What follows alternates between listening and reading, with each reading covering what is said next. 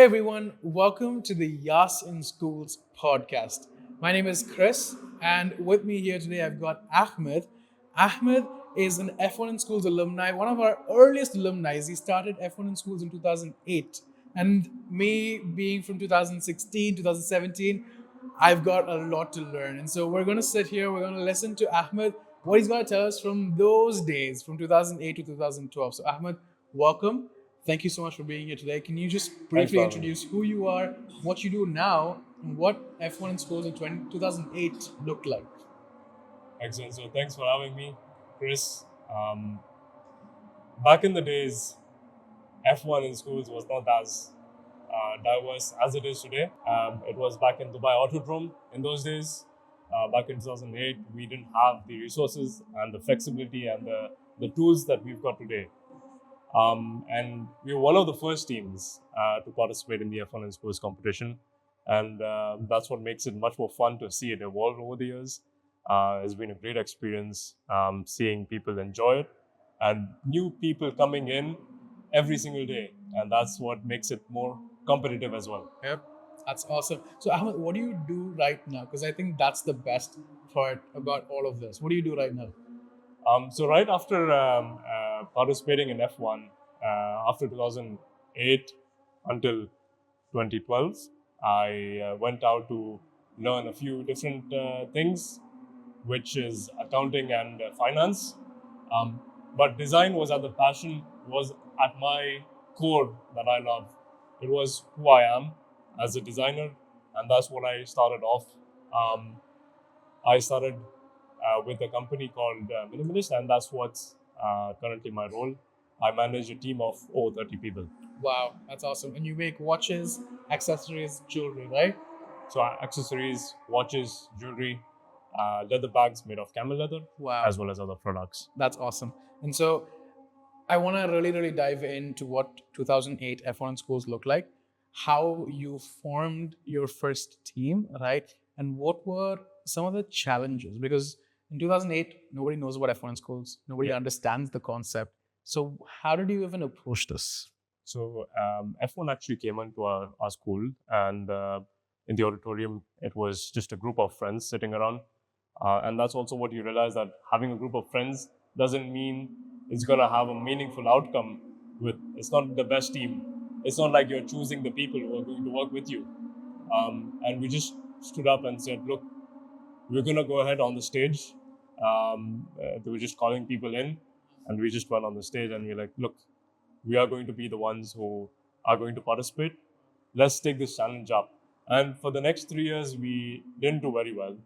And that's the power of persistent behavior, of consistently going and achieving your dreams. And that's not going to happen right away. We were persistent in our approach. Every single year we participated, we didn't win, but we learned so much that it still instills in us that what are the values that is required to win and achieve success in life. And until 2012, that was the final year which we participated, and we went to the World Finals. It was like a cherry on top. And that was the last year in grade 12. And that was the last year we had the opportunity to go through the finals. And it makes me super happy and proud that we had this opportunity. Wow, that's awesome. Because I understand, like, I think this is everybody's story with F1 in schools, is just somehow it's created a lasting impact. 12 years ago, he's talking about 12 years ago, that all of what he done for F1 in schools, that's created an impact. And I love that. So can you explain a little bit about what your journey looked like? Yeah, you told me, those 3 years, it was about being persistent, right?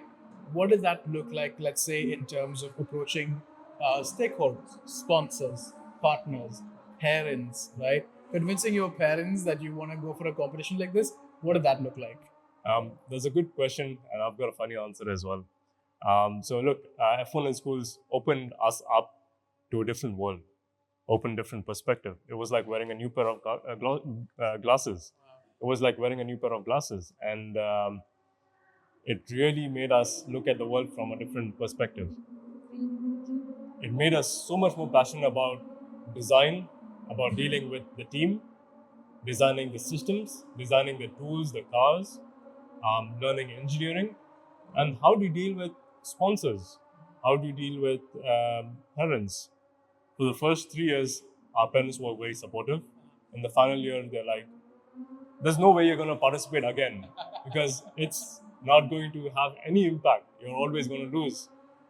But we said, look, no matter what, and my parents, first 3 years, extremely supportive. The final year, they were a bit iffy about going ahead.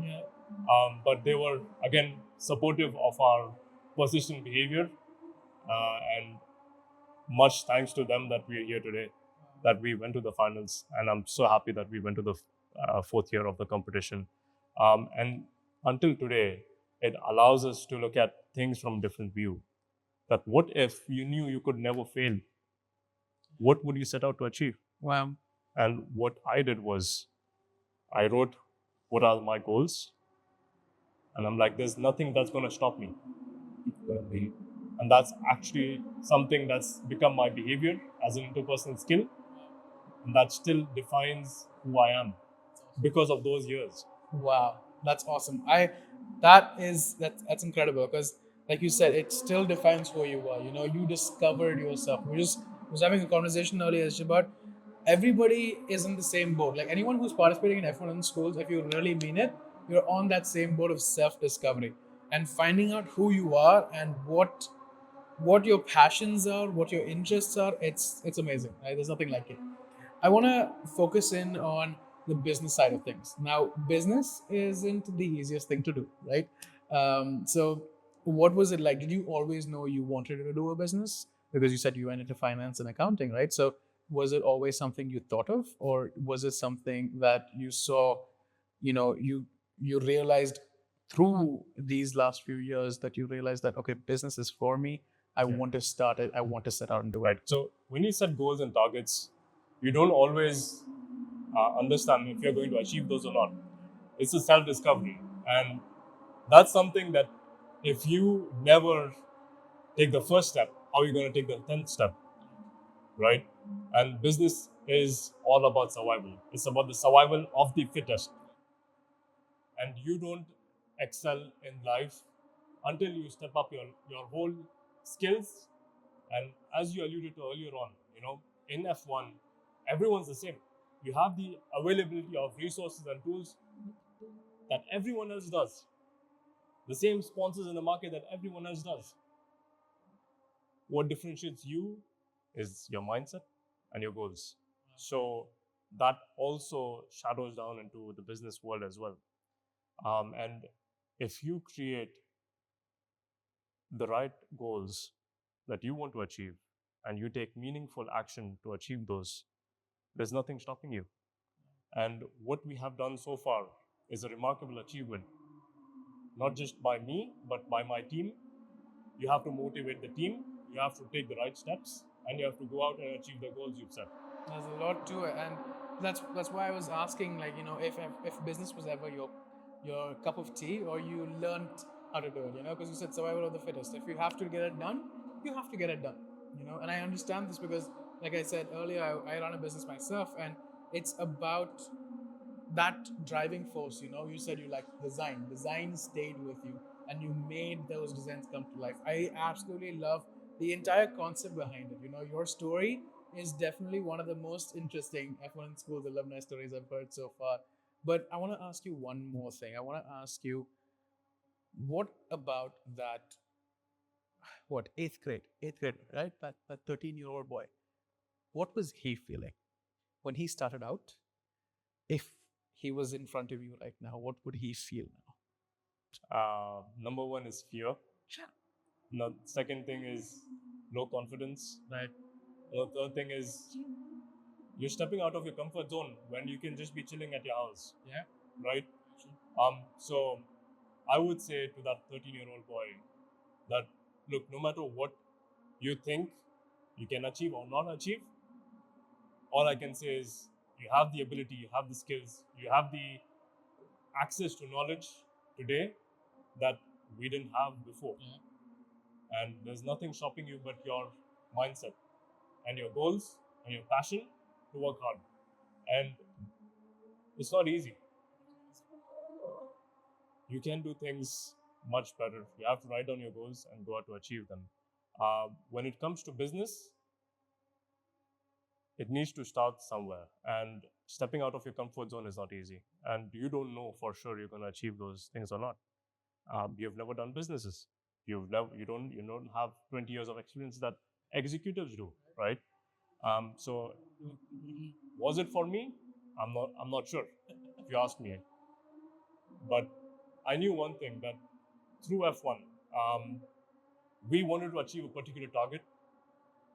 We did that through persistent behavior and persistent action and having a burning desire to succeed. And that is what replicates in our businesses, in the lives we have today, and the actions we take. You have to step out of your comfort zone, because if you don't take action on the things you've set out to achieve, who's going to achieve them for you? Nobody's going to achieve them for you. All you need to do is you have to be consistent in your approach, in your behavior, in the actions you take, and go out and achieve the things you've set out. Wow, I love that.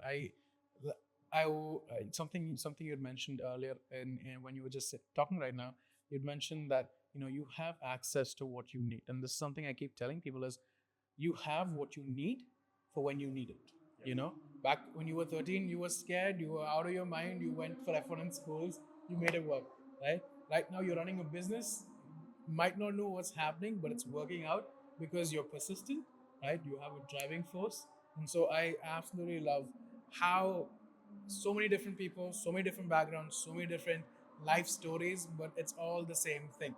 I would also add to yourself. that, that managing people is an art, Yeah. right? Having a big team doesn't mean they're going to work all the time. Mm-hmm. It does mean that you have to manage them. At the end of the day, it's an art. And by managing 30 plus people, what I've come to realize that the more practice you have, the better you get at it, right? And management is not just about the people around you, it's about yourself. How do you take the actions when times are difficult, when the rules of the game change, when there's a crisis going on? How do you define your action plan of success? And management is all about having that persistent behavior to back up your action plan. Yeah. Right. Amazing. I love that. It's amazing how, because management, let's say, for example, if you're taking everything back into F1 in schools, right? Management is something you understand. As a, let's say, a young boy, right? A young girl, you understand there's a concept of management in F1 in schools, but seeing it really play out in life, right? This is one of the few stories that I've ever heard of doing that. It's where you think about it, you apply it to STEM, you apply it to the competition, and you keep it in that little bubble. But it's so much more than that. The skills you learn, the things you get to do, it's absolutely amazing. So, Ahmed, thank you so much for your time. I want to ask, is there one thing you would tell anybody watching this? Because there's definitely going to be students, parents, right? There's going to be those 13-year-old boys, those 14-year-old girls, and people who are hesitant to take that first step. What do you think you have to tell them? I would say, if you don't take the first step, how are you going to take the 10th step, right? You have to achieve the first step. And your first step is not always going to be the right way, easy. It's not going to be easy. But you are going to make mistakes along your way, and you will learn along the way. And there's two ways to learn. One is through your own mistakes. The other is through other people's blind spots, correcting you, right? You all have blind spots. The way you can learn is from people guiding you and nurturing you and telling you this is wrong or this is right. But sometimes you have to keep those things aside. Sometimes you have to put the throttle all the way through. You have to go all the way through. And that's how, with persistent behavior, you're going to take the first step and you are going to take the 10th step, and you will see yourself succeed as well. You will see yourself succeed. I love that. So this is the Yas Schools podcast. Thank you so much for listening. Thank you, Ahmed, for being here. All the noise you heard behind us is the race cars here at the Yas Marina Circuit, because we are in the Yas Schools Experience Center. But that's all for now. We will see you next time. Thank you for listening to the Yas Schools podcast.